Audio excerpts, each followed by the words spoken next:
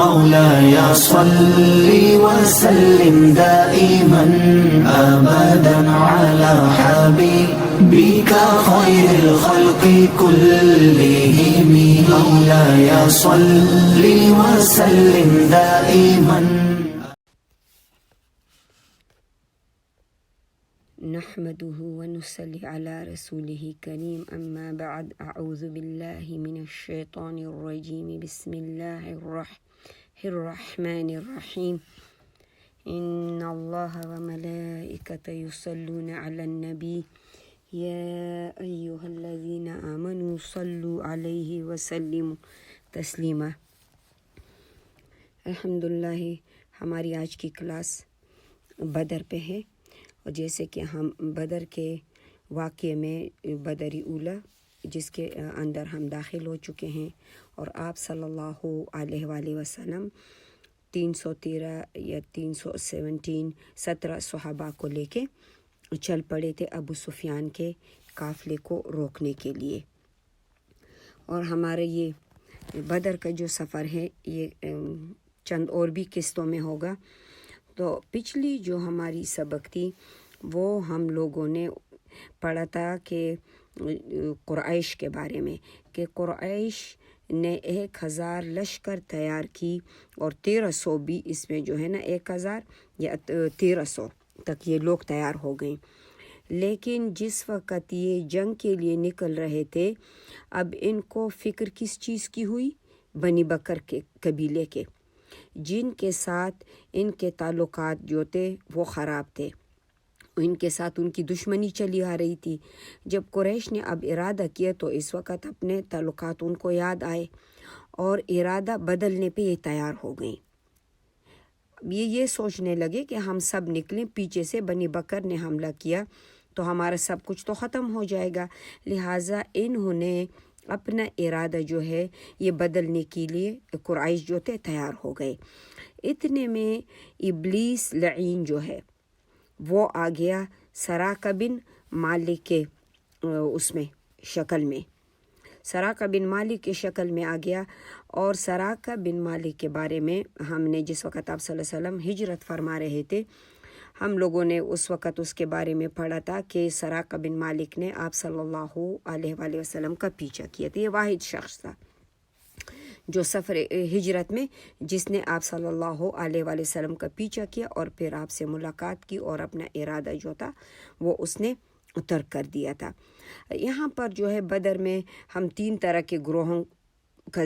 ذکر جو ہے وہ بیان کر رہے ہیں. ایک تو رسول اللہ صلی اللہ علیہ وآلہ وسلم اور اصحاب نبی صلی اللہ علیہ وسلم، ان کا ذکر کہ وہ نکلے ابو سفیان کا قافلہ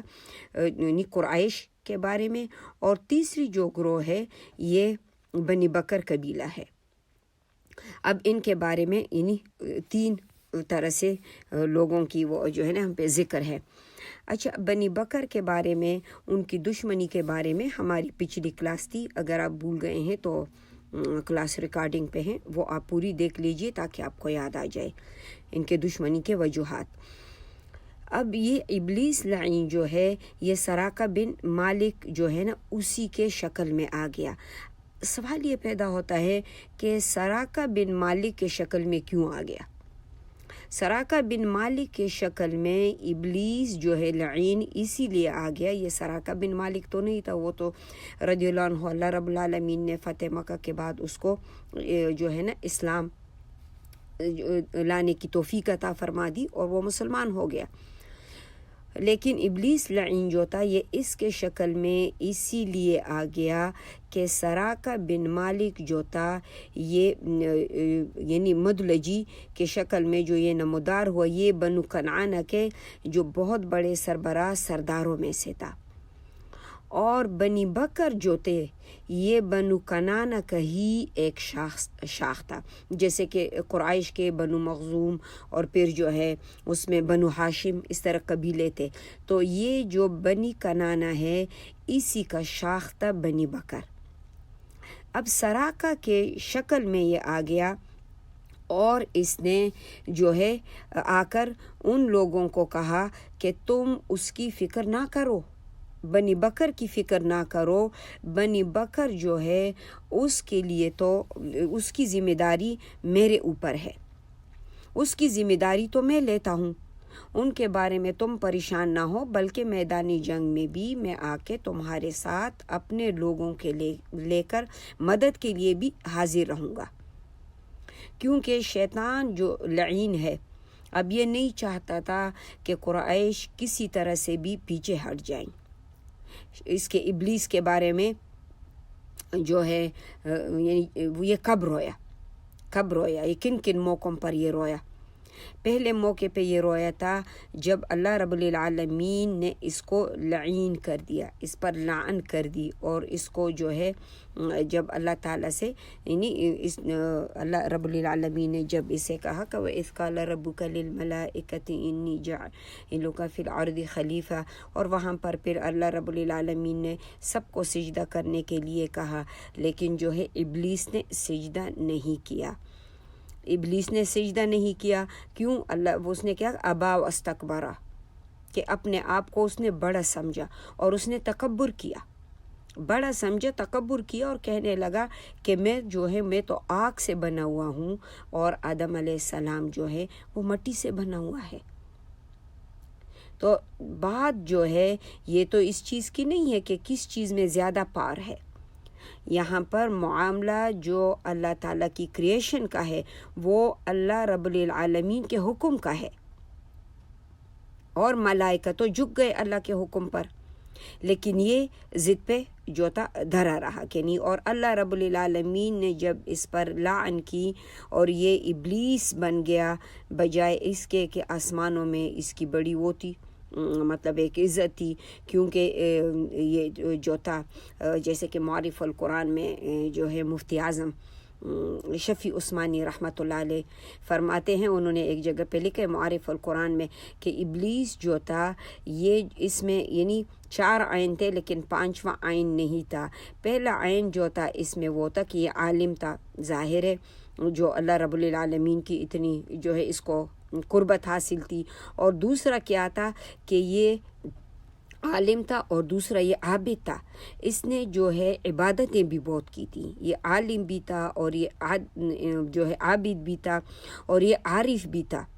یہ عارف بھی تھا، مطلب 4 عین 3 اس میں جو ہے تھے، لیکن چوتھی عین 5 نہیں، اللہ مجھے معاف کر دیں، 4 عین کا ذکر کیا ہے۔ اچھا یہ عارف بھی تھا، اس کو اللہ رب العالمین کی معرفت بھی ملی، اور یہ جا کے آسمانوں میں اللہ رب العالمین نے اس کو فرشتوں کے صف میں بٹھایا، حالانکہ یہ تو ابو الجن تھا، جیسے کہ ہم آدم علیہ السلام کی اولاد ہیں، لیکن حضرت فرماتے ہیں کہ اس میں 4 نمبر پر جو عین تھا جو وہ عاشق نہیں تھا، وہ عالم تھا، وہ عابد تھا، وہ عارف تھا، لیکن عاشق نہیں تھا۔ اللہ رب العالمین کی محبت جو ہے وہ عشق سے حاصل ہوتی ہے۔ کبھی کبھی ہم دیکھتے ہیں کچھ لوگ ایسے بھی ہوتے ہیں جو ویسے اگر ان کو دیکھا جائے وہ اتنے دین کو نہیں سمجھتے ہیں، لیکن وہ اللہ رب العالمین کے آگے بہت جھکے ہوتے ہیں، وہ دن رات اپنے نفلوں میں عبادتوں میں لگے رہتے ہیں، کیوں کہ ان کو رب العالمین سے عشق ہوتی ہے۔ تو یہ جو تھا یہ عاشق نہیں تھا لعین، اسی لیے یہ جو ہے سراقہ بن مالک کے شکل میں آیا، کیونکہ یہ بنی کنانہ کے جو تھا یہ بہت بڑے سرداروں میں سے تھا، اور بنی بکر کبھی وہی یعنی بنی کنانہ کا ایک شاخ تھا، اور اس نے اسے کہا کہ تم بے فکر ہو کر جاؤ، فکر نہ کرو، اور میں تو یعنی ان کو بھی میں سنبھالوں گا، اور میدانی جنگ میں بھی آ کے اپنے آدمیوں کو لا کے وہ بھی تمہاری مدد کر دوں گا۔ اب قریش جو تھے ان کو تسلی ہو گئی کہ جو ہے نا سراقہ بن مالک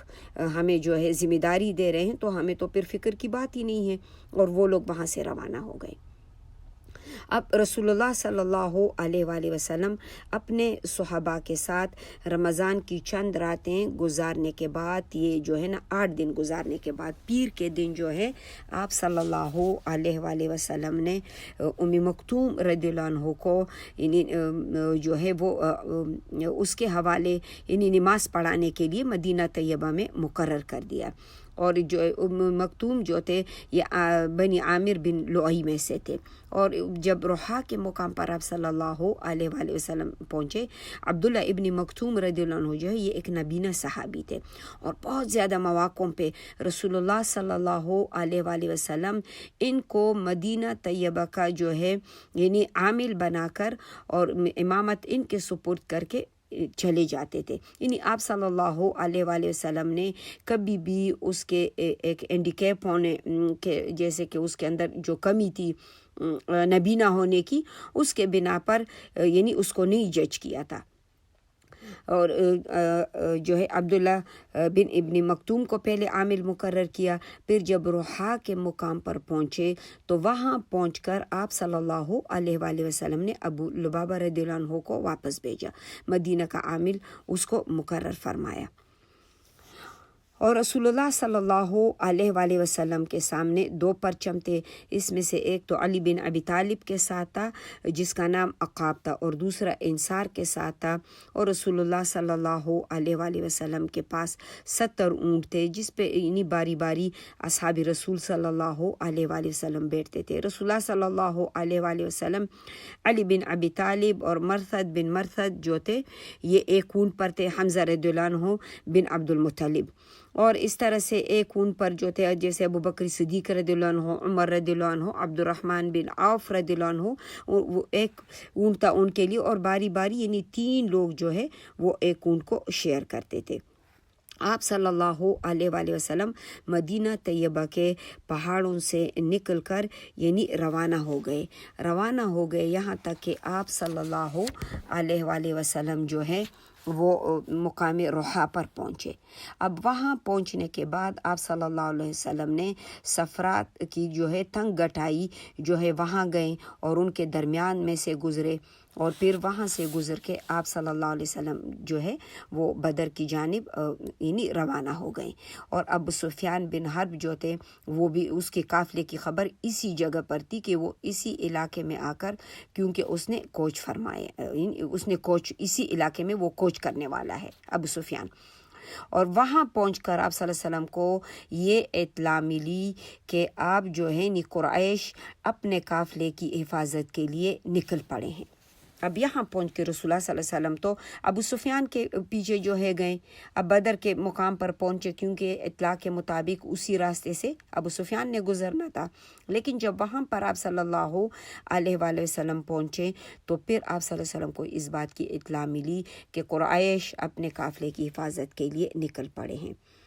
آپ صلی اللہ علیہ وآلہ وسلم نے مشورہ کیا اور قریش کے بارے میں خبر جو ہے وہ دی تو ابو بکر صدیق رضی اللہ عنہ اٹھے اور آپ صلی اللہ علیہ وسلم نے کہا کہ وہ تو انہیں ایک بڑی تعداد جو ہے آ رہی ہیں، اور آپ صلی اللہ علیہ وسلم تو کوئی جنگ کے ارادے سے نکلے ہی نہیں تھے. ابو بکر صدیق رضی اللہ عنہ اٹھے اور انہوں نے ایک بڑی زوردار تقریر کی. پھر بعد میں عمر بن خطاب رضی اللہ عنہ اٹھے، انہوں نے بھی خوب اچھی تقریر کی. اور اس کے بعد مقداد بن رضی اللہ عنہ اٹھے، انہوں نے بھی تقریر کی اور جو ہے انہوں نے کہا یا رسول اللہ آپ جو مناسب سمجھے آپ ہمیں بتا دیجئے اور ہمیں بتا دیجئے، ہم آپ کے ساتھ ہیں، واللہ ہم آپ سے وہ نہیں کہیں گے جو بنی اسرائیل نے موسیٰ علیہ السلام سے کہا تھا. یعنی بنی اسرائیل نے کیا کہا تھا؟ اذهب انت وربك فقاتل ان هؤلاء قاعدون. یعنی اے موسیٰ تو جا اور تیرا رب جا کے لڑ، ہم تو یہاں بیٹھے ہیں، ہمارا تو کوئی لڑنے کا ارادہ نہیں. یہ اس وقت کی بات ہے جب موسیٰ علیہ السلام بنی اسرائیل کو دریا پار کر کے فرعون غرق ہو گئے اور وادی تھی میں گیا. اب اللہ تعالیٰ نے ان کو حکم دیا کہ اب یہاں پر پہنچ کے اب تم نے کیا ہے فلسطین پر حملہ کرنا ہے. اور وہاں جو ہے ایک بڑی جو ہے جبارین قوم تھی عمالیق، اور جب ان کو یہ پتہ چلا اس قوم کے بارے میں تو انہوں نے کہا کہ نہیں ہم تو نہیں لڑتے ہیں ان سے، حالانکہ اللہ رب العالمین نے تو کہا تھا نا کہ تم وہاں پہ حملہ کرو اور اللہ رب العالمین تمہیں وہ فلسطین فتح کرائے گا. لیکن یہ لوگ نہیں گئے اور انہوں نے کہا کہ بلکہ ہم تو اصحاب رسول صلی اللہ علیہ وسلم نے کہا کہ ہم تو یہ کہیں گے کہ آپ صلی اللہ علیہ وآلہ وسلم اور آپ کا پروردگار دونوں چلیں اور لڑیں، ہم آپ کے ساتھ لڑیں گے. قسم ہے اس ذات کی جس نے آپ کو حق کے ساتھ جو ہے بھیجا ہے، اگر آپ ہمیں برق الغمات تک بھی لے جائیں تو ہم آپ کا ساتھ دیں گے، یہاں تک کہ آپ وہاں پہنچ جائیں۔ اور رسول اللہ صلی اللہ علیہ وآلہ وسلم نے تعریف کی اصحاب کی اور فرمایا کہ جو ہے تم لوگ اے لوگوں مجھے مشورہ دو، یعنی پھر آپ صلی اللہ علیہ وآلہ وسلم کنٹینیو یہ بات کر رہے ہیں کہ مجھے مشورہ دو، اپنے مشورے کے لیے کہہ رہے ہیں۔ اور اتنے میں جو ہے اچھا آپ صلی اللہ علیہ وآلہ وسلم کہہ رہے تھے کہ مشورہ دیں انصار کی طرف جو ہے، انہیں آپ صلی اللہ علیہ وسلم کا روئی سخن تھا۔ یہاں پر انہیں لوگ جو انصار جو ہے نا وہ مراد تھے رسول اللہ صلی اللہ علیہ وسلم کے، کیونکہ جو مہاجرین تھے انہوں نے تو بڑی پرزور تقریر کی اور اپنی رائے بھی دے دی کہ آپ جہاں چاہیں ہم جائیں گے، ہم جو ہے بنی اسرائیل کی طرح نہیں، یعنی وہ بات کریں گے جو انہوں نے موسیٰ علیہ السلام سے کی تھی۔ آپ صلی اللہ علیہ وسلم نے یہ بات اسی لیے فرمائی کہ انصار کے ساتھ جو بیت العقبہ ہوا تھا، یعنی بیت العقبہ میں جو بیعت ہوئی تھی اس کے مطابق، یعنی ہم جو ہے انہوں نے کہا تھا ہم آپ کی ذمہ داری سے اس وقت تک بری ہیں جب تک آپ صلی اللہ علیہ وآلہ وسلم ہمارے بستیوں میں پہنچ نہ جائیں، یعنی بیعت اسی بات پر ہوئی تھی نا کہ جب مکہ میں ہیں تو پھر ہم آپ کی ذمہ داری سے بری ہیں، لیکن جب آپ پہنچ جائیں ہمارے پاس، جب آپ ہمارے پاس پہنچ جائیں تو ہم جو ہے نا تو ہماری ذمہ داری میں ہوں گے آپ صلی اللہ علیہ وسلم، پھر ہماری ذمہ داری میں ہوں گے، ہم ہر اس چیز سے آپ کی حفاظت کریں گے جس سے ہم اپنی عورتوں اور بچوں کی کرتے ہیں۔ اسی لیے رسول اللہ صلی اللہ علیہ وسلم کو پھر یہ اندیشہ تھا کہ کہیں انصار یہ نہ سمجھتے ہوں کہ ان پر آپ صلی اللہ علیہ وسلم کی امداد تو صرف اس صورت میں لازم ہے کہ اگر کوئی دشمن مدینہ طیبہ پہ آ کے اچانک حملہ کریں، اگر مدینہ طیبہ سے باہر یعنی نکل کر دشمن کا مقابلہ کرنا ہو تو پھر ان پر آپ کی مدد جو ہے یعنی ذمہ داری نہیں ہوگی۔ اب یہ سن کر جو ہے سعد بن معاذ رضی اللہ عنہ انہوں نے کہا کہ یا رسول اللہ آپ کا روئی سخن جو ہے وہ ہماری طرف ہے، یعنی آپ صلی اللہ علیہ وآلہ وسلم کیا ہمارے بارے میں کہہ رہے ہیں، ہمارے بارے میں آپ صلی اللہ علیہ وسلم کہہ رہے ہیں۔ تو سعد بن معاذ رضی اللہ عنہ نے کھڑے ہو کے ایک بہت زبردست تقریر کی، سعد بن معاذ رضی اللہ عنہ نے فرمایا اٹھے کہ یا رسول اللہ ہم آپ پر ایمان لا چکے ہیں، ہم نے آپ کی تصدیق کی ہے اور گواہی دی ہے، آپ جو چیز ہمارے سامنے آپ نے پیش فرمائی وہ حق ہے، اور اس پر ہم آپ کو جو ہے قول دے چکے ہیں، ہم اس بات پر قول دے چکے ہیں کہ ہم آپ کی اطاعت اور فرمان برداری جو ہے وہ مستحکم وعدے کے ساتھ کریں گے، اسی لیے یا رسول اللہ آپ جہاں چاہیں تشریف لے جائیں، ہم آپ کے ساتھ ہیں، اس ذات کی قسم جس نے آپ کو حق کے ساتھ بھیجا ہے، اگر آپ سمندر بھی ہمارے سامنے لے آئیں، یعنی سمندر بھی لے آئیں اور آپ اس میں ہمیں یعنی کہیں کہ داخل ہو جائیں تو ہم آپ کے ساتھ داخل ہو جائیں گے، ہمارا ایک شخص بھی پیچھے نہیں ہٹے گا، ہم اس بات سے جو ہے نا ڈرنے والے نہیں ہیں کہ کل دشمن کے ساتھ ہمارا مقابلہ ہوگا، ہم جنگ کے لیے مضبوط اور مقابلے میں کامل ہیں، ہمیں امید ہے کہ اللہ ہماری جانب سے آپ کو ایسے کارنامے دکھائے گا جن سے آپ مطمئن ہو جائیں گے، آپ ہمیں ساتھ لے کر چلیے۔ اور حضور اکرم صلی اللہ علیہ وآلہ وسلم نے جب سعد بن معاذ رضی اللہ عنہ کی یہ تقریر جب سنی تو آپ صلی اللہ علیہ وآلہ وسلم بہت خوش ہوئے اور آپ صلی اللہ علیہ وآلہ وسلم نے فرمایا کہ سیرو و ابشرو فإن اللہ قد وعدنی احد الطائفتانی، یعنی اللہ رب العالمین نے کہا کہ چلو اب خوش ہو جاؤ، رسول اللہ صلی اللہ علیہ وسلم نے کہا کہ چلو اب خوش ہو جاؤ، اللہ نے مجھے دونوں میں سے ایک گروہ کا وعدہ فرمایا ہے کہ یقیناً ان لوگوں کے جو ہے نا گرنے کے مقامات بھی میں دیکھ رہا ہوں، یعنی اللہ رب العالمین نے آپ صلی اللہ علیہ وآلہ وسلم سے دونوں میں سے ایک گروہ کا وعدہ فرمایا تھا۔ اب یہ دونوں میں سے جو ایک گروہ کا وعدہ تھا، آپ صلی اللہ علیہ وآلہ وسلم سے اس بات کا اللہ تعالیٰ نے وعدہ کیا تھا کہ اگر آپ کا سامنا ابو سفیان کے ساتھ ہوا تو بھی اللہ رب العالمین آپ کو کامیاب کرے گا، اور اگر آپ صلی اللہ علیہ وآلہ وسلم کا مقابلہ قریش کے ساتھ ہوا، ان دونوں گروہ میں سے جس کے ساتھ بھی ہوا، تو اللہ رب العالمین آپ صلی اللہ علیہ وآلہ وسلم کو کامیابی دے گا۔ اور گویا اس وقت جو ہے یعنی میں اس قوم کی قتل گاہیں دیکھ رہا ہوں۔ اس کے بعد جو ہے رسول اللہ صلی اللہ علیہ وآلہ وسلم جو ہے وہ زعفران سے آگے بڑھے اور پہاڑی کے موڑ سے گزرے، جہاں جو ہے وہاں پر ایک دیت نامی ایک آبادی میں اترے۔ اس آبادی میں جب آپ صلی اللہ علیہ وآلہ وسلم اترے تو ادھر بدر کے قریب پھر آپ صلی اللہ علیہ وسلم نے نزول فرمایا۔ اب یہاں پہنچ کر رسول اللہ صلی اللہ علیہ وآلہ وسلم نے اپنے رفیق غار حضرت ابوبکر صدیق رضی اللہ عنہ کو ہمراہ لے لیا، اور آپ صلی اللہ علیہ وآلہ وسلم جو تھے اس اطلاع کے لیے نکل پڑے کہ ابھی جو ہے مکی لشکر کیمپ کا جائزہ لینے کے لیے کہ وہ کس جگہ پہنچی ہے، کیونکہ آپ صلی اللہ علیہ وآلہ وسلم کی بھی ظاہر ہے ایک انسانی تبعی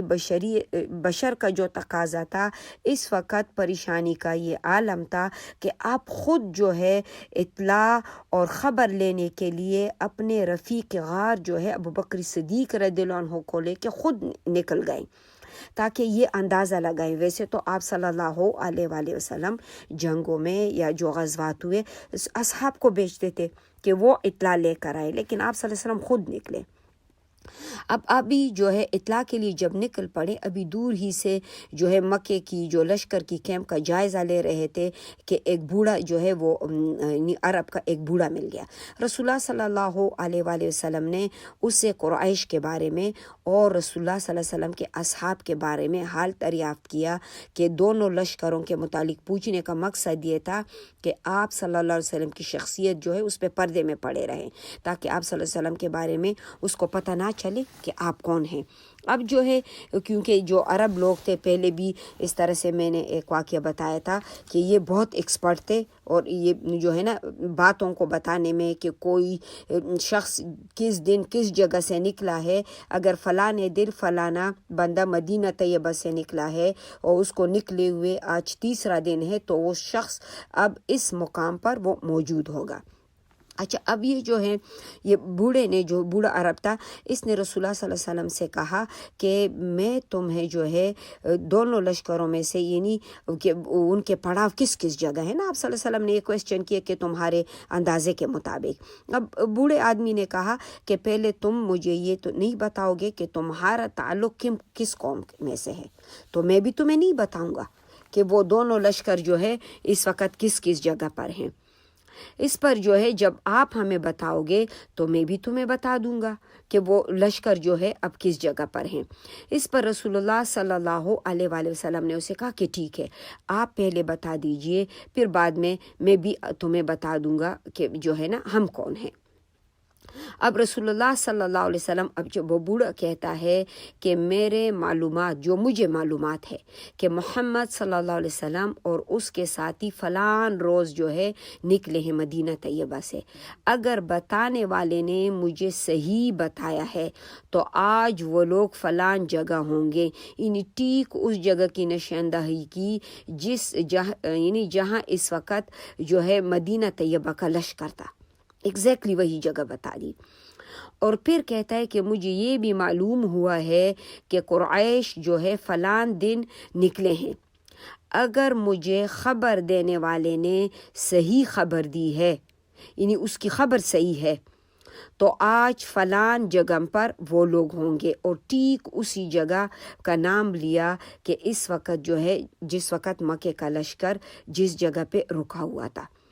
اب وہ بوڑھا کہنے لگا رسول اللہ صلی اللہ علیہ وسلم سے کہ اچھا تم بتا دو، کہ آپ صلی اللہ علیہ وسلم سے کہتے ہیں کہ اچھا بتاؤ کہ تم دونوں کس میں سے ہو، یعنی ان دونوں لشکروں میں سے تم دونوں کا تعلق کس لشکر سے ہے۔ آپ صلی اللہ علیہ وآلہ وسلم نے فرمایا کہ ہم لوگ پانی میں سے ہیں، اور یہ کہہ کر آپ صلی اللہ علیہ وسلم چل پڑے۔ اور بوڑھا جو ہے وہ بڑبڑاتا رہا کہ کیا ہے، کیا یعنی پانی، کیا عراق کے پانی میں سے ہیں؟ دیکھو آپ صلی اللہ علیہ وسلم کہتے ہیں نا کہ توریا اس کو کہتے ہیں، جھوٹ نہیں، توریا۔ یہ ایسے موقع پر حلال ہوتا ہے جس وقت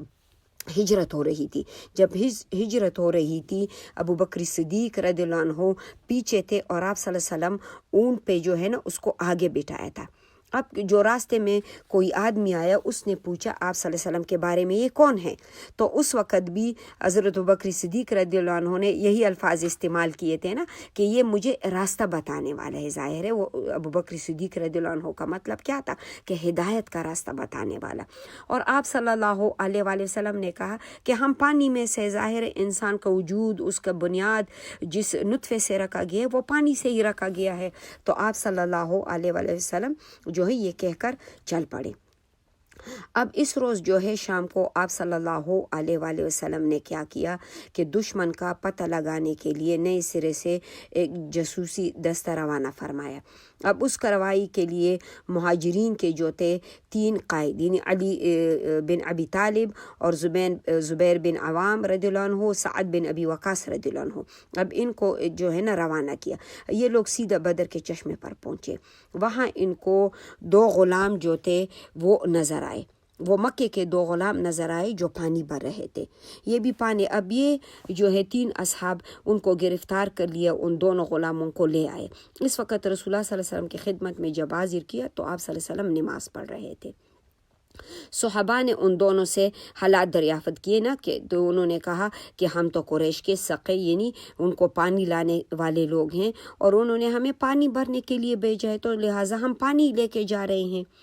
اب جو ہے نا، اب قوم نے جو ہے ان کو یہ جواب جو تھا، اب اصحاب کو یہ جواب پسند نہیں آیا۔ انہوں نے کہا کہ نہیں، تم ابو سفیان کے آدمی ہو، جھوٹ بول رہے ہو۔ اب ان کو جو ہے کیا ہے، مارنا پیٹنا شروع کیا۔ جب صحابہ نے ان کی پٹائی شروع کی، اب ان دونوں نے مجبوراً کہا کہ ہاں ٹھیک ہے، ہم ابو سفیان کے آدمی ہیں۔ اس کے بعد جو ہے اب مارنے والوں نے اپنے ہاتھ روک دیے، مارنے والوں نے ہاتھ روک دیے۔ تو رسول اللہ صلی اللہ علیہ وسلم جب نماز سے فارغ ہوئے اور انہوں نے ناراضگی فرمائی اور فرمایا کہ جب ان دونوں نے صحیح بات بتائی تو آپ لوگوں نے ان کی پٹائی کر دی، جب انہوں نے جھوٹ کہا تو تم لوگوں نے اسے چھوڑ دیا۔ خدا کی قسم ان دونوں نے صحیح کہا تھا کہ یہ قریش کے آدمی ہیں، ابو سفیان کے نہیں ہیں، یعنی یہ ابو سفیان کے آدمی نہیں ہیں، یہ جو ہے قریش کے آدمی ہیں۔ اب اس کے بعد جو ہے آپ صلی اللہ علیہ وآلہ وسلم نے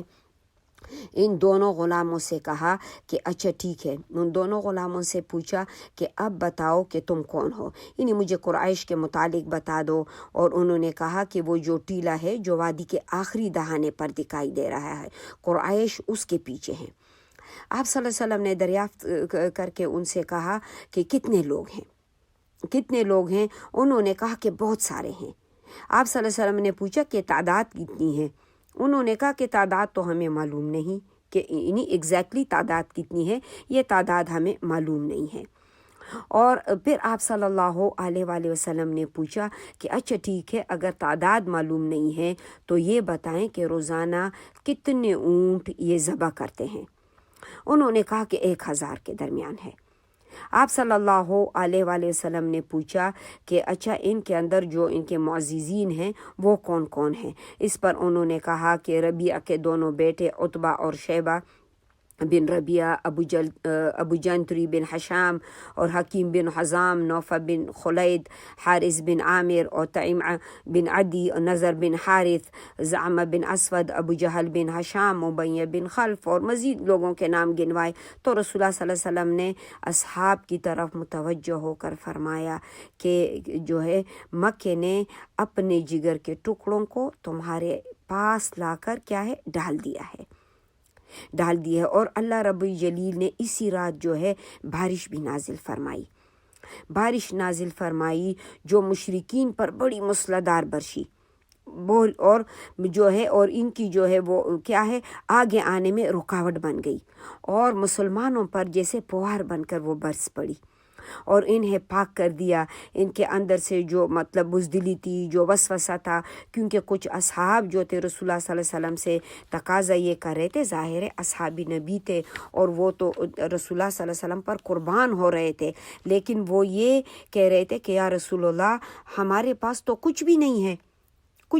ہمارے پاس تو اس وقت لڑنے کے لیے اوزار بھی نہیں ہے، اور آگے ایک اسلحے سے لدی بدی فوج سے جو ہے ہمارا مقابلہ ہو رہا ہے۔ وہ یہ نہیں کہہ رہے کہ ہم لڑ نہیں رہے ہیں، اس پر جو ہے اصحاب رسول پر کوئی ایسی بات نہیں ہونی چاہیے۔ ایک گروہ جو 313 لوگ ہیں، ان کے آگے 1000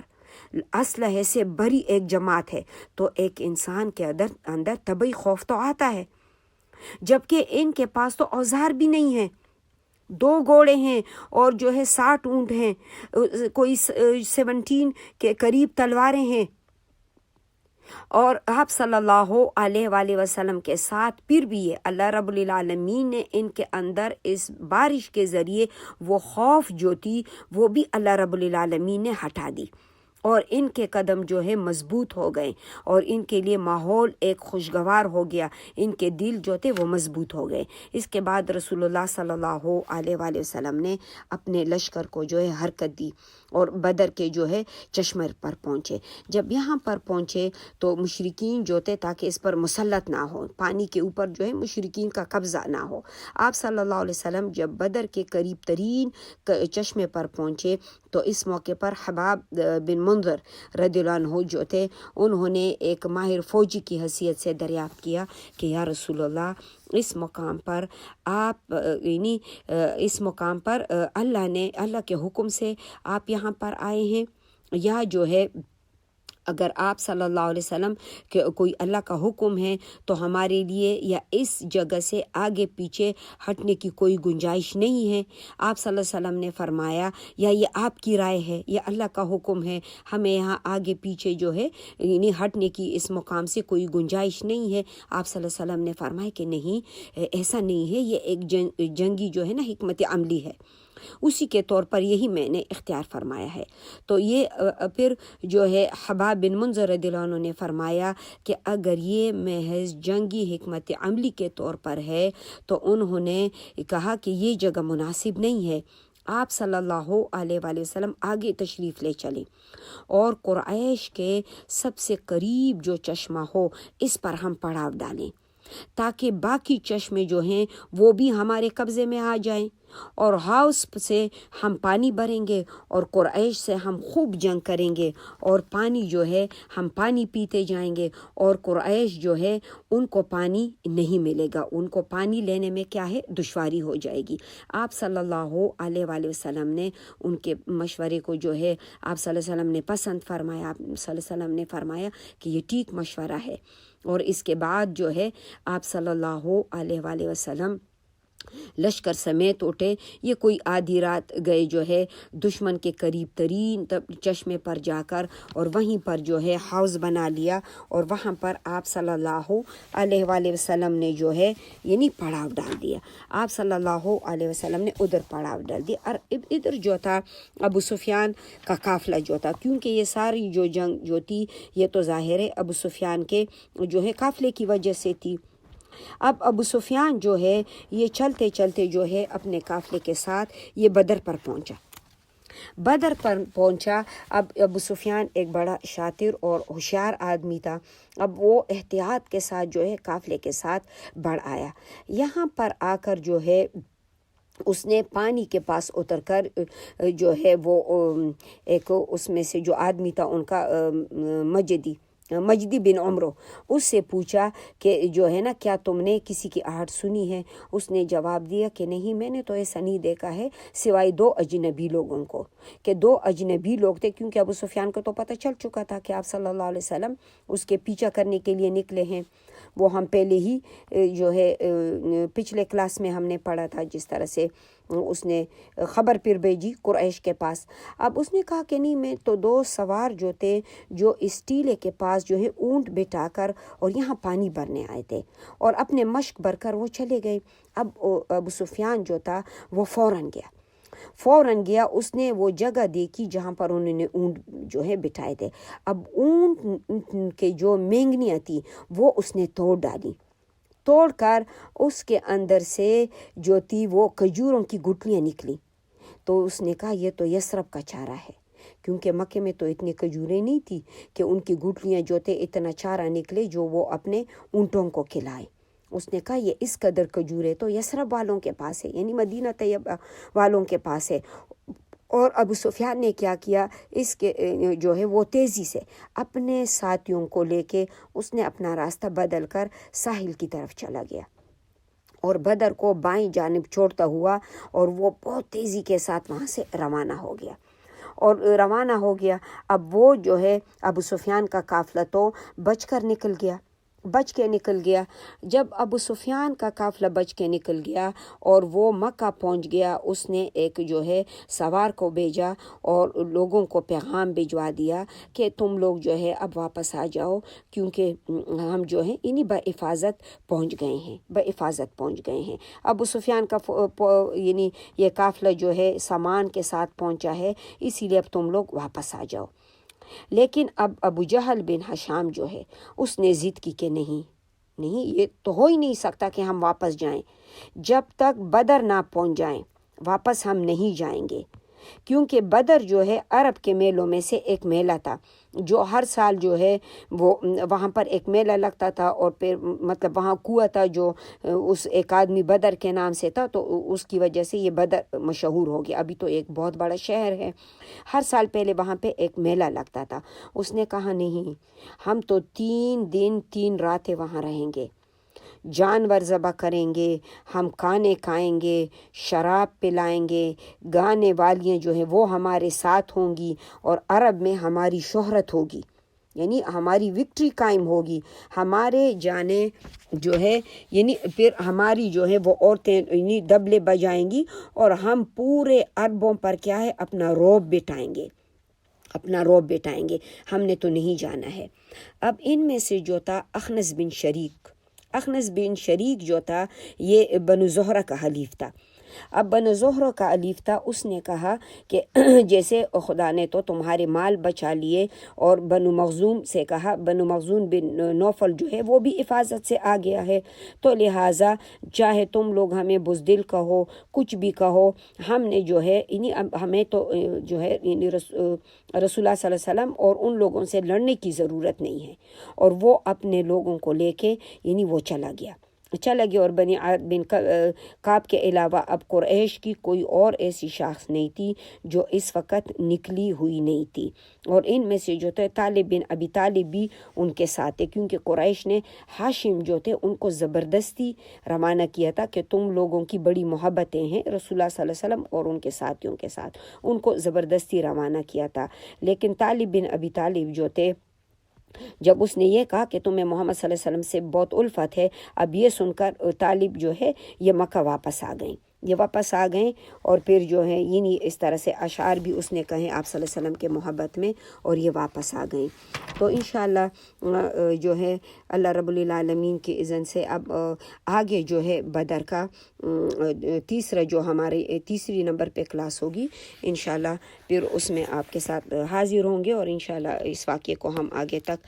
پڑھتے رہیں گے. اور اب دیکھتے ہیں کہ اس کے ٹوٹل کتنی وہ بنتی ہیں، کتنے ایپیسوڈز بنتے ہیں. اور اللہ رب العالمین ہمیں جو ہے عمل کرنے کی توفیق عطا فرما دیں، اور رسول اللہ صلی اللہ علیہ وآلہ وسلم کا ہمیں جو ہے شفاعت نصیب فرما دیں.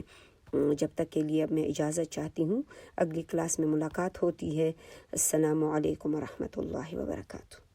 مولاي صل وسلم دائما أبدا على حبيبك خير الخلق.